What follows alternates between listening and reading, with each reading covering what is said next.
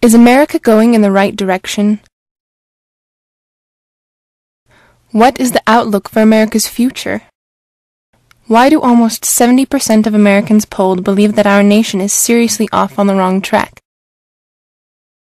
Only 29% of Americans approve of the job that President Bush is doing. Only 18% are comfortable with the performance of Congress. The ratings are at an all-time low. One major newspaper, after analyzing the opinion polls, states that today Americans have a bleaker view of the country's direction than at any time in more than 2 decades. While there are many different reasons that could be cited for Americans' disappointment in our country's direction, this presentation will focus on just a few of the major reasons America is in trouble today, and it will offer viable solutions to help turn things around. Here follows areas of concern we must address, or America stands to lose her former respect and greatness forever, and all Americans will lose their most cherished liberties. We invite you to consider the following things and do something now to defend and uphold the Constitution of the United States. One thing is sure, if we continue to do the same things we have been doing, nothing will change for the better. Thomas Jefferson said in 1816, "I place economy among the first and most important republican virtues, and public debt is the greatest of dangers to be feared." The founders established a republic which recognized that our rights come from God and not the government. A republic is a society based upon set laws that all must be willing to live by in order to remain free. In the Declaration of Independence, it states that we have God-given unalienable rights to life, liberty, and property. When the government assumes any other functions than protecting us and those rights, it is usurpation and oppression. Today, most of our elected officials have determined that our basic God-given rights include jobs, housing, transportation, education, healthcare, and others. In order for government to provide these things, they must forcibly take money or property from one in order to give to another. When you seek to make government the answer to every societal problem or inequality and then use the redistribution of wealth to achieve it, this is socialism, pure and simple. Again, Thomas Jefferson got it right when he said, "Government big enough to supply everything you need is big enough to take everything you have." The course of history shows that as a government grows, liberty decreases. How did we decline into a socialistic form of government? It started with the Federal Reserve Act, passed in 1913, and coining our own money, backed by gold. As the Constitution demands, Congress wrongly delegated that function to international private bankers, also known as the Federal Reserve. One of the chief backers of the original Federal Reserve Bank, Lord Rothschild, said, "Give me control of a nation's currency, and I care not who makes its laws." This meant that the government basically got a brand new credit card with no limit. The politicians could now spend more money than they actually had in order to buy more political influence. Then they decided to tax our income to pay for the interest charges on their borrowing. Alan Greenspan said this in 1967 before he was appointed the Fed chairman. "Gold stands in the way of this insidious process. It stands as a protector of property rights." Look at our nation's debt history and see how the Federal Reserve Act affected our national debt. The per capita debt represents what every man, woman, and child in America would have to pay in order to get us out of debt. Now consider these sobering facts. Federal spending has grown twice as fast under Bush than Clinton, averaging 6 and 7% increases compared to the 3 and 4% increases of the 90s. The biggest increases in federal spending under Bush and the Republicans are not related to the war on terror or homeland security. The new 2007 federal budget sits at $2.7 trillion, the largest budget in U.S. history. Over the last 6 years, the federal government and its entitlement programs have grown more under a supposedly conservative president and a conservative Congress than at any other time in our nation's history. Does this follow a platform of limited government and erasing the national debt? Deficit spending means future tax increases. Many economic experts now believe that the only way to get out of this debt nightmare will be to either drastically cut all government benefits or increase our tax burden to upwards of 70% of our income in the future. The truth is that Congress does not need $2.7 trillion to fund the proper constitutional functions of the federal government. We must stop this fiscal irresponsibility now. The next major issue confronting our survival as a free nation is globalism.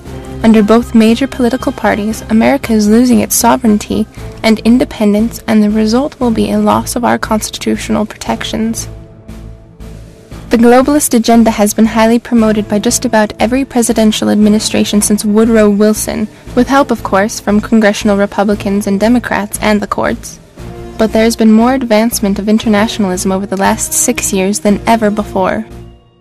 The 2004 Republican National Platform is a contradiction of sorts, not only to the words of our founding fathers, but to itself at times. In the platform it says, Republicans will not subordinate United States sovereignty to any international authority. Yet at the same time it also says, Republicans are guided by the conviction that no nation can build a safer, better world alone. In addition to NATO, the United States is committed to lasting institutions like the United Nations and the World Trade Organization. Thomas Jefferson said, I deem one of the essential principles of our government to be peace, commerce, and honest friendship with all nations, entangling alliances with none. In 1992, in a speech before the United Nations, President George H.W. Bush said, My vision of a new world order foresees a UN with a revitalized peacekeeping function. It is the sacred principles enshrined in the UN Charter to which we henceforth pledge our allegiance. Shouldn't our allegiance run only to the Constitution of the United States? The Founding Fathers thought so, as well as many other modern-day officials. Former Undersecretary of State to President Coolidge and former ambassador to Mexico who lived during the formation of the United Nations, J. Reuben Clark, had this to say about the sacred UN Charter to which President Bush pledged his allegiance. The Charter is built for war, not to promote peace. It makes it practically certain that we shall have future wars. And as to such wars, it takes from us the power to declare them, and to control our sons who do the fighting. In 2003, Secretary of State Colin Powell went to the United Nations to get permission to go to war in Iraq, and the United States ultimately invaded Iraq to enforce a United Nations Security Council resolution. The 2004 Republican platform also says, Republicans will not subordinate United States sovereignty to any international authority. Republicans will not allow the World Trade Organization to undermine United States sovereignty. Let's look at what both Republicans and Democrats have actually done over the last 15 years. They virtually gave all control of our trade policies to the World Trade Organization. As a result of so-called free trade agreements like NAFTA, the United States has lost over 3 million manufacturing jobs, U.S. farm failures have increased, and the U.S. trade deficit has exploded. Thus, the American middle class is being eroded because of massive job outsourcing to other nations. Our economy is becoming dependent upon foreign nations, therefore threatening our sovereignty. Article 4, Section 4 of the U.S. Constitution states that the United States shall protect each state against invasion. Why are many Americans calling this an invasion? Because the equivalent of 4 military divisions are coming over our border weekly and planting the flag of their country on our soil. Many of the illegal immigrants who have come to our nation over the last 10 years have no desire to assimilate into our culture. Today, America takes in more legal immigrants, well over 1 million per year, than the entire world does combined. We are the most welcoming nation in the world. However, it is illegal immigration and our move to a welfare state which will prove to be our demise. Now, we are also learning that the Bush administration's attempts to outsource America's vital assets to foreign interests are expanding rapidly. It seems clear that Bush intends to sacrifice everything from America's roads and bridges to the ownership of U.S. airlines upon the altar of globalism. USA Today reported on July 15, 2006, roads and bridges built by U.S. taxpayers are starting to be sold off, and so far foreign-owned companies are doing the buying. Furthermore, Jerome Corsi reported in WorldNet Daily on July 18, 2006, that the Department of Transportation, acting under President Bush's orders, is preparing to issue an administrative ruling that would open U.S. airlines up to foreign ownership despite specific prohibitions and warnings from Congress, as well as predictions by pilots that another Dubai port's controversy is in the offing. The Bush administration is now moving quickly towards destroying the last vestiges of independence and sovereignty that we have with their new Security and Prosperity Partnership for North America agreement with Mexico and Canada. Signed last year with a goal of completion by 2010, it will completely eliminate our borders, and Congress isn't doing a thing about it either. Now you can begin to see why the president has not secured our borders. He wants to resolve the illegal immigration problem by erasing the borders, forming a North American Union, and having open migration between our three nations. CNN's Lou Dobbs reported on this fast-approaching reality in June of 2006. The Bush administration's open borders policy and its decision to ignore the enforcement of this country's immigration laws is part of a broader agenda. President Bush signed a formal agreement that will end the United States as we know it, and he took the step without approval from either the U.S. Congress or the people of the United States. Bill Tucker reports. The Security and Prosperity Partnership of North America sounds benign, hardly like a policy that critics call NAFTA on steroids. It's a deal that few have even heard of. It's being done again by very few people at the very top on behalf of the investment class, but the working class of people. Political officials across our country, from communities, from cities and so forth, they don't know anything about this. Yet it was agreed to by Mexico's President Fox, Canada's Prime Minister Martin, and President Bush in 2005. Administration officials counter their critics by saying everything about SPP is on the White House website. And they say the partnership is not a treaty, but more of an outline of priorities between the United States, Mexico, and Canada. Still, some wonder why there haven't been public discussions about the goals being pursued. This SPP includes, for instance, a committee that is sitting down to harmonize our meat inspection and food safety. So how far away from a trade agreement can your dining room table and what you feed your kids be? Other parts of the agreement mention border security as an issue, which include all of North America. In fact, the name of the agreement is not Security and Prosperity of the United States, but of North America. When we elect officials, we expect them to act on our behalf. When we get involved in cooperative frameworks with other countries for joint regulation of fisheries or rail transportation or the skies, we're basically sharing our sovereignty with that government and outsourcing some of what we give our elected officials. As disturbing as some find SPP, there is legislation in the House introduced by Florida's Katherine Harris that closely resembles the goals of the partnership. Included in that bill is a section which calls for the securing of Mexico's southern border by the United States and Canada. Lou, that's not the border with the United States. That's the border they share with Belize and Guatemala. The idea that the White House would respond that this is on their website, this involves intricate workings amongst the Commerce Department of this country and Canada and Mexico's, of course. A regional prosperity and security program. This is absolute ignorance. And the fact that we reported this, we should point out, when it was signed. But as we watch this thing progress, these working groups are continuing, they're intensifying. What in the world are these people thinking about? Well, they say, look, these are a declaration and an outline of our priorities. And when I called them today, Lou, they said I was the first phone call they had received literally since the deal was first signed. So people are not paying attention, and they're letting them, in fact, get away with this. You know, I was asked the other day about whether or not I really thought the American people had the stomach to stand up and stop this nonsense, this direction from a group of elites in absolute contravention of our law, of our Constitution, every national value. And I hope, I pray that I'm right when I said yes. But this is beyond belief. Bill.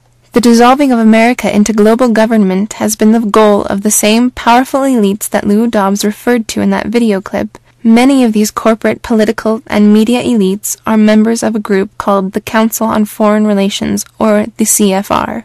The CFR has long played an inordinately large role in presidential administrations. The body, headquartered in New York City, was organized largely by Edward Mandell House, Woodrow Wilson's top advisor. Since its inception, the CFR has worked hard to maintain control of the presidency, regardless of which party is in office, and direct policy as much as it is able toward the submergence of U.S. sovereignty under the overarching authority of a world government. Just as the CFR played a significant role in both the Clinton and first Bush administrations, it does so today in the George W. Bush administration. In January, President George W. Bush had a meeting with current and former Secretaries of State and Defense at the White House to discuss the war in Iraq. In fact, President Bush and the other participant posed in the Oval Office for a group photo. The media overlooked a very important aspect of the photo, and that is that 14 of the 17 policymakers in the picture currently belong to the Council on Foreign Relations. This picture provides just a snapshot of the dominance that the CFR has held over the executive branch of the U.S. government for decades. Multi-billionaire David Rockefeller, founder of the Rockefeller Foundation and also a member of the CFR, admits to this fact. In his book Memoirs, published in 2002, David Rockefeller Sr. made the following remarks, startling in their very frankness. Some even believe we are part of a secret cabal working against the best interests of the United States, characterizing my family and me as internationalists, and of conspiring with others around the world to build a more integrated global political and economic structure. One world, if you will. If that's the charge, I stand guilty, and I am proud of it. Nearly 30 years ago, in April 1974, a now famous essay entitled The Hard Road to World Order appeared in the CFR journal Foreign Affairs. It was penned by Columbia University professor and veteran State Department official Richard N. Gardner, who most recently served in the Clinton administration. It is also the game plan followed by the CFR elites. Gardner told his fellow one-worlders that instant world government is an illusion because Americans would not accept an open assault on their constitutional system. The globalists, he said, must continue to labor for the piecemeal creation of an all-powerful superstate. It must be built gradually, piece by piece, brick by brick. He then said an end run around national sovereignty, eroding it piece by piece, will accomplish much more than the old-fashioned frontal assault. Gardner suggested luring all nations into a variety of technological, economic, and political entanglements, which would gradually be strengthened until they formed a genuine world government. Mr. Bush is an ardent supporter of the UN. Welcoming UN Secretary-General Kofi Annan to the Oval Office on February 3rd, the President enthused, "The world is changing for the better, and the United Nations is playing a vital role in that change." In fact, under Bush, the U.S. has paid its supposed back dues to the world body and attempted to justify the war in Iraq by pointing to UN resolutions supposedly authorizing military action. Dick Cheney also has a history of working towards world government and has hidden this fact from Americans. In 1978, Cheney won election to the U.S. House of Representatives as Wyoming's sole congressman, and at first he was fairly conservative, but during that time, Cheney also became an active internationalist, joining the CFR in 1982 and eventually serving as a director of the organization. As Cheney acknowledged in a speech before the CFR on February 15, 2002, he was careful to avoid mentioning that affiliation in dealing with his conservative constituents. It's good to be back at the Council on Foreign Relations. As Pete mentioned, I've been a member for a long time and was actually a director for some period of time. I never mentioned that when I was campaigning for re-election back home in Wyoming. If you have ever wondered why the two major parties appear so different at election time, but not so different afterward, consider carefully establishment insider and political mentor of Bill Clinton's, Professor Carroll Quigley, and his approving overview of American politics from his book, Tragedy and Hope. The argument that the two parties should represent opposed ideals and policies, one perhaps of the right and the other of the left, is a foolish idea acceptable only to the doctrinaire and academic thinkers. Instead, the two parties should be almost identical so that the American people can throw the rascals out at any election without leading to any profound or extreme shifts in policy. The formula advocated by Quigley in 1966 has been put into practice by the power elite which dominates both major political parties.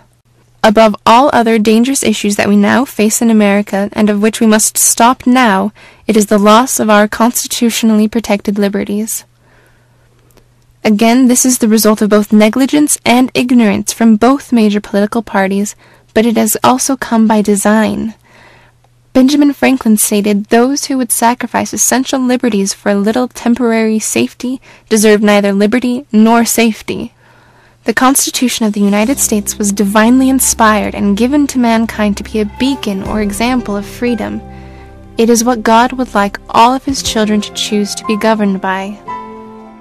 The supreme law of the land by which we must follow if we wish to remain free and independent is the Constitution of the United States, and this form of government was meant to rule over a moral and religious people. However, the Constitution is under direct attack and has been seriously endangered by not only the move towards globalism, but also by perceived external threats. We must uphold and defend the Constitution, or else we will lose the only protector of our God-given rights that we have. Again, former Undersecretary of State J. Reuben Clark had this to say about these liberties.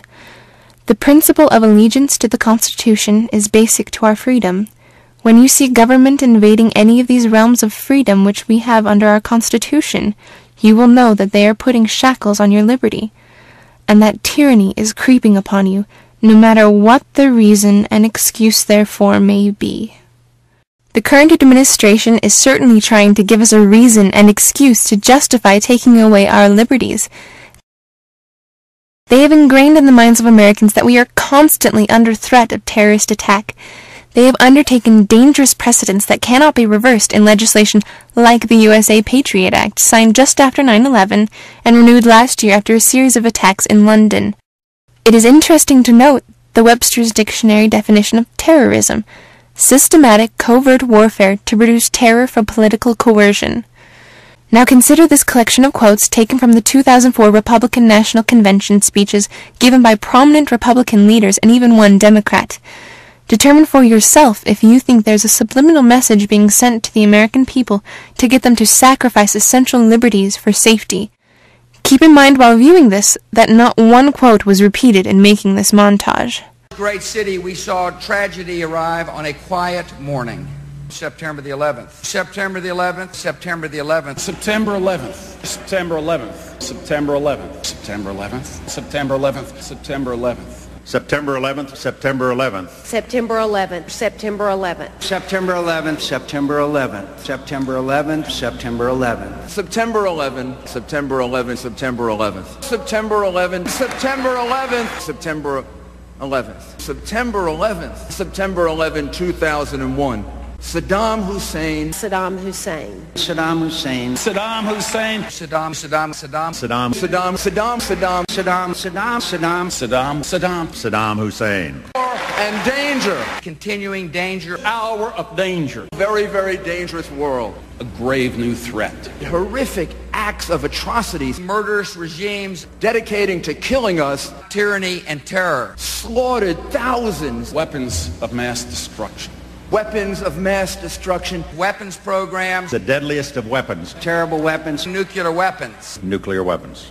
Poison gas. Torture chambers. Mass graves. Deadly technologies. Radical ideology of hate. Terror of threats. Terror. Terror. Terror. War on terrorism. War against terrorism. Global war on terror. Global terrorism. Global terrorism. Global terrorism. Global terrorism. Global terrorism. Global terrorism. Global terrorism. Global terrorism. Terrorism. Terrorism. Terrorism. Terrorism. Terrorism. Terrorism. Terrorism. Terrorism. Terrorism.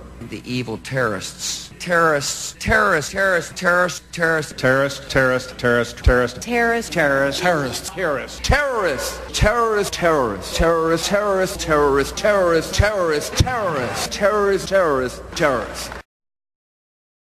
It seems that the Republican leadership wants us to be afraid for our lives. After all, many people are willing to be inconvenienced as long as they think they will be safer. Consider these quotes from history. Plato, a Greek philosopher often quoted by our founders, said, "This and no other is the root from which a tyrant springs. When he first appears, he is a protector."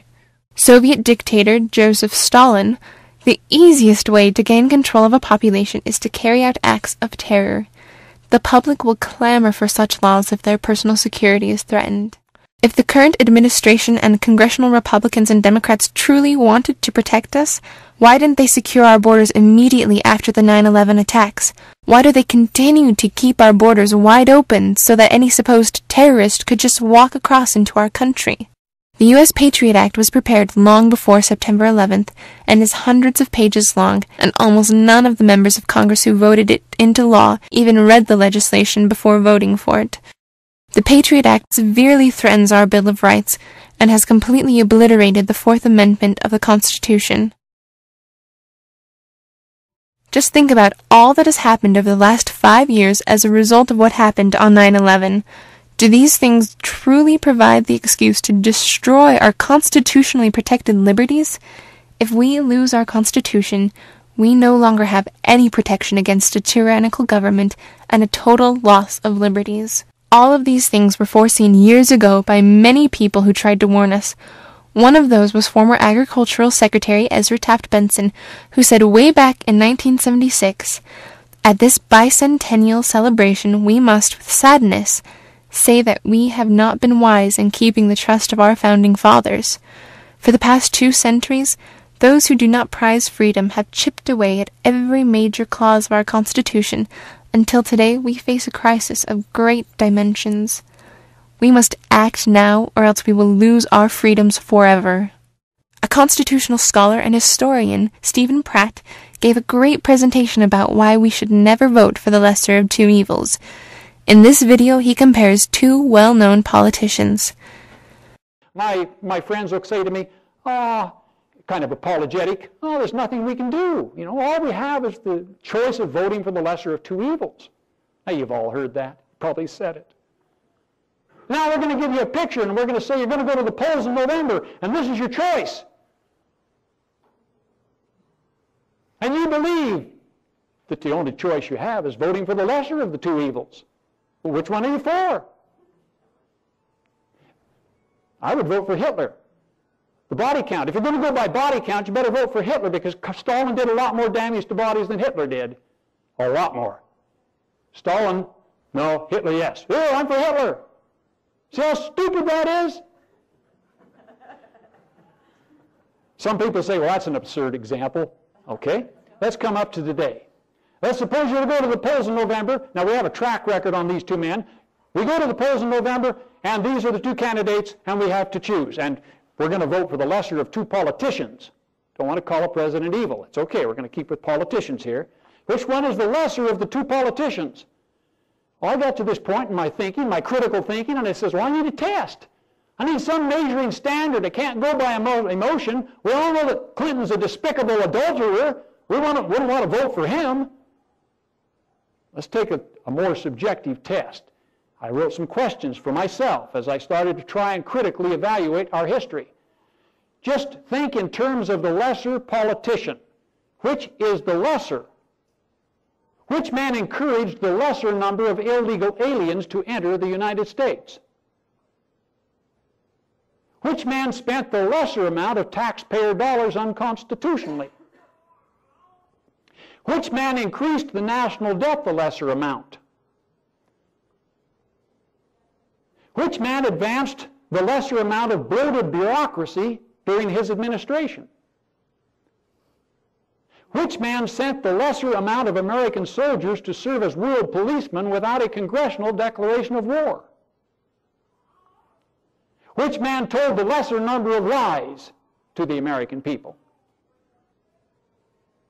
Which man gave the lesser support to the United Nations and the New World Order? Which man did the lesser damage to the right to bear arms? Which man gave the lesser amount of American military technology to foreign enemies? Which man did the lesser meddling in our socialized government school system? Which man appointed the lesser number of establishment insiders to high positions in government? Which man encouraged the lesser number of murders of millions of unborn children? Now, these are critical questions. A president ought to be able to answer those. And if you apply these to these 2 candidates, if they were candidates, this is how I scored them. 2 of them I couldn't decide. Since then, I determined that one of these two votes I'm going to put in favor of Bill Clinton. But just look at the scores I got 6 months ago. Two undecided. I couldn't decide which one had lied the most. I counted up the lies I could gather from the news media, and it was a question of which one had done the most lying. Since then, I've decided that George W. Bush probably wins that one, so I would have to vote for Clinton. The next one, George W. Bush got 3. I voted for him 3 times out of those 12 test questions. And William Jefferson Clinton, I would have to give credit for 7. He is the lesser of the two politicians. As revolting as that was to me, had I been faced with the choice of voting for these two men, I would have to vote for William Jefferson Clinton as the lesser of the two politicians.